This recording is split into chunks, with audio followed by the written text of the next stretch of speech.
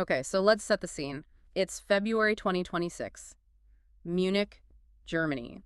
The entire global security world is there for the Munich Security Conference. Right. This is usually a pretty state affair. Yeah. You know, polite speeches, backroom handshakes. Very predictable. Better than Ambien, but not by much. But this year was different. Different is putting it mildly. This was an absolute geopolitical earthquake.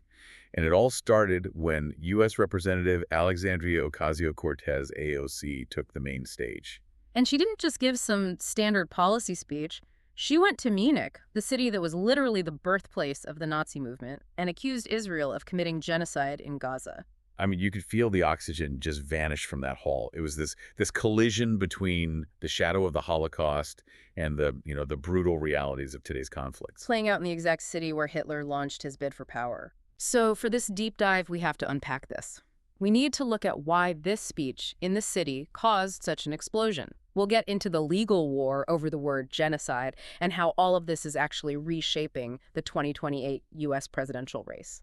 And Germany itself. We can't forget Germany's role in this. This speech basically threw the German government into a full-on identity crisis. Right. So let's start there. On the stage, what was AOC's actual argument? Because genocide is, well, it's the heaviest word in politics. Her argument was actually pretty technical. She claimed that by giving Israel unconditional military aid, the U.S. had, and this is her phrase, enabled a genocide. And she specifically mentioned the Leahy laws, just to quickly clarify for everyone. Right, the Leahy laws. They're U.S. laws that prohibit funding foreign military units that are implicated in gross human rights violations. So she's saying the U.S. is breaking its own laws. Precisely. And she's pointing to the humanitarian crisis as evidence. She used the figure 1.1 million innocents at famine's door. She talked about the thousands of women and children killed. So the scale of the suffering is her trigger. It is. She's arguing that by ignoring this, first the Biden-Harris administration and now the Trump administration are complicit. But this is where the location just becomes everything. You said it, Munich, the Beer Hall Putsch, the cradle of Nazism. That is the explosive context. This is where the machinery of the Holocaust was designed. So for an American politician to stand there and accuse the Jewish state of the very same crime. Wow. The symbolism is just off the charts. And the backlash was immediate and ferocious. Yeah, the conservative media didn't just disagree, they went nuclear. Tom Gross, an international affairs expert, he called it preposterous on Fox News. He said it was antisemitic incitement. His point being, you just don't do that there. Yeah, his whole point was, how dare you come to the birthplace of the Holocaust and smear the Jewish state with a, quote, phony genocide allegation. Then you had commentators like Derek Hunter who were less diplomatic. A lot less. He posted on X that AOC was doubly down on stupid. Yeah. And I think the phrase was about as smart as a clogged toilet. Classy. But it shows the level of rage. It does. And then you have someone like Hugh Hewitt, a huge voice on the right. He framed it as a betrayal of America itself. Oh, so? He said, Democrats are sliming America while our troops are in harm's way. Remember, it's 2026. The world's on edge. He sees this as weakening the country on the world stage. But this really gets to a fundamental split in how people see this, doesn't it? Because you have the protesters outside with AOC's view, the universalist view. Right. They had signs saying one genocide doesn't justify another. For them, never again means never again for anyone. Versus the other view, the particularist view, that never again is a very specific promise to the Jewish people. And from that perspective, AOC is taking the memory of their greatest trauma and, weaponizing it against them. It's a fight over who owns that history. And while that fight is happening, there's another one going on right there in the conference hall, the fight for 2028. Oh, absolutely. This was less a security conference and more an audition for the Democratic nomination. Right. We're 2 years into Trump's second term, so the field is wide open. And Munich was the place to look presidential. You had the three amigos of the Democratic Party there. AOC, obviously. Who else? California Governor Gavin Newsom and Senator Ruben Gallego. And you can see Newsom's strategy a mile away. He's there to be the grown-up. Totally. He's meeting with German Chancellor Friedrich Merz. He's taking serious-looking photos. He is positioning himself as the stable, reliable partner for Europe. The guy who will clean up the Trump mess. The return to normalcy candidate. Exactly. And then you have AOC doing, well, this. Yeah, she's not playing it safe. No, she's going for moral clarity. She knows she can't out-moderate Newsom, So she's trying to outflank him from the progressive left, tapping into all that anti-war energy. But is that a path to the White House? I mean, the current administration, Trump and Secretary of State Marco Rubio, they're playing a completely different game. A totally different game. It's all transactional. Remember, they just struck Iranian nuclear sites in June of 25. They're threatening tariffs on allies. It is pure hardball. So you've got these three competing visions for America on display in Munich. Trump's aggression, Newsom's stability, and AOC's progressive. Human rights focus, yeah. And this is where Hugh Hewitt made a prediction that, frankly, is kind of scary for a lot of people. Why is that? He thinks AOC is the inevitable nominee. Okay. He calls her policies Fantasyland. I think his exact quote was, Candyland with unicorns. That's a great line. It is, but he thinks she has the base completely locked down. Yeah. And Munich, for her, was proof that she can command a world stage, even if she's yelling at it. Candyland with unicorns. Okay, but let's get serious. The whole thing hinges on this one word, genocide. Is she right? I mean, legally speaking. This is where we get into the weeds, and it's so important, because genocide isn't just a lot of killing. It requires two things in international law: the act, accus reus, and the intent, dolus specialis. Special intent. So you have to mean to destroy the group, not just as a consequence of war. That's the whole ball game. And the prosecution, let's call them AOC, the protesters, and now a lot of academics, they say that intent is obvious. They point to statements from Israeli officials. The human animals type of comments? Exactly. Comments from ministers like Ben-Gvir and Smotrich about total destruction. That's their evidence for intent. And for the acts? They point to the starvation.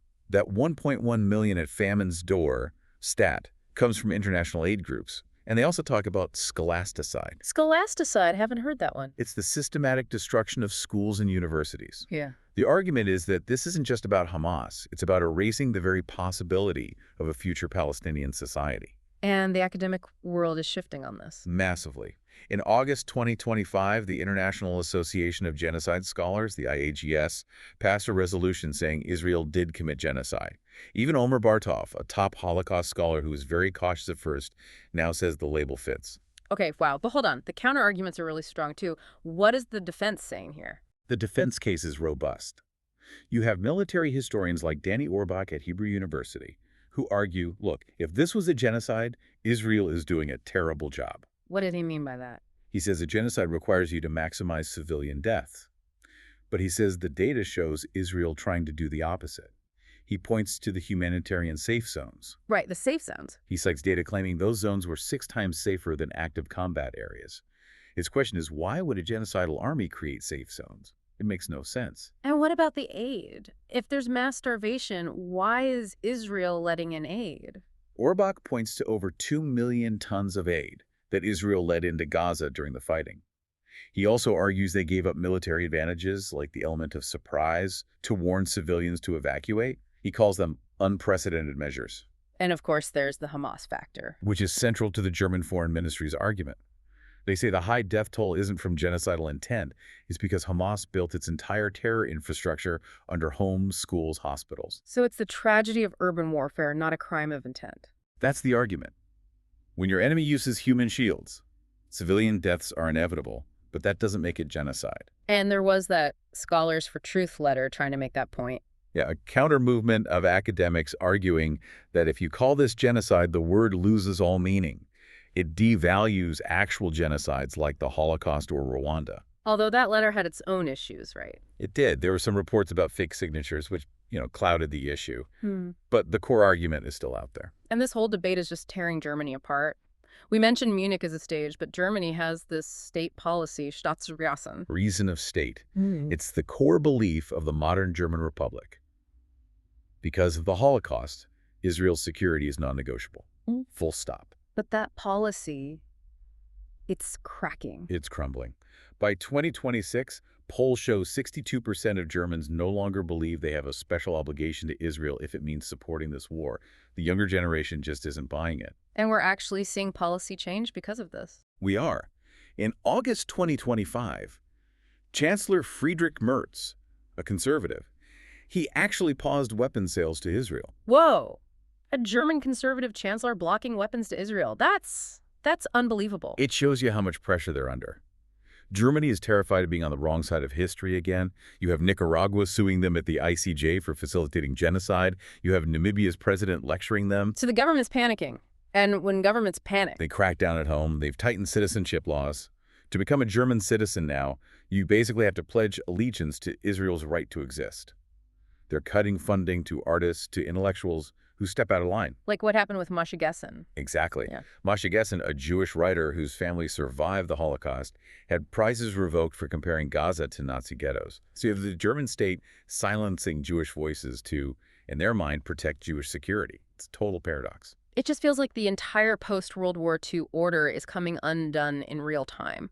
You have an American progressive using the Holocaust history to attack Israel in Munich, of all places. And you have Germany, of all countries, halting weapons to Israel because of pressure from the global south. The definitions of everything are just up for grabs. That's really the heart of it, isn't it? This speech just exposed that the world no longer agrees on the facts. One person looks at Gaza and sees the Warsaw Ghetto. And another looks at the exact same images and sees the Allied bombing of Dresden, a horrific but necessary act to defeat an evil enemy. And right in the middle of that chaos, you have the 2028 election taking shape. AOC is betting the country is with her. Newsom is betting they want to return to the old way. And the Republicans are betting that voters see all of this as just chaos and weakness they can run against. It's a huge gamble. If AOC is right, then 80 years of American foreign policy could just be over. It's a profound thought. The rules we've lived by since 1945 are being rewritten. And the scary part is, we have no idea who is holding the pen. So here's the thought we want to leave you with. For decades, the world has organized itself around a simple promise. Never again. But maybe that phrase is losing its power. If we start applying a word like genocide to brutal urban warfare, does the word become meaningless? But on the other hand, if we refuse to apply it to mass starvation and the destruction of a society, does the promise of never again lose all its morality? it's the dilemma. If everything is genocide, then nothing is. But if nothing is genocide, then never again is just a phrase. A lot to think about. Thanks for joining us for this deep dive. We'll be keeping an eye on how this all plays out. You just keep asking the hard questions. We'll see you next time.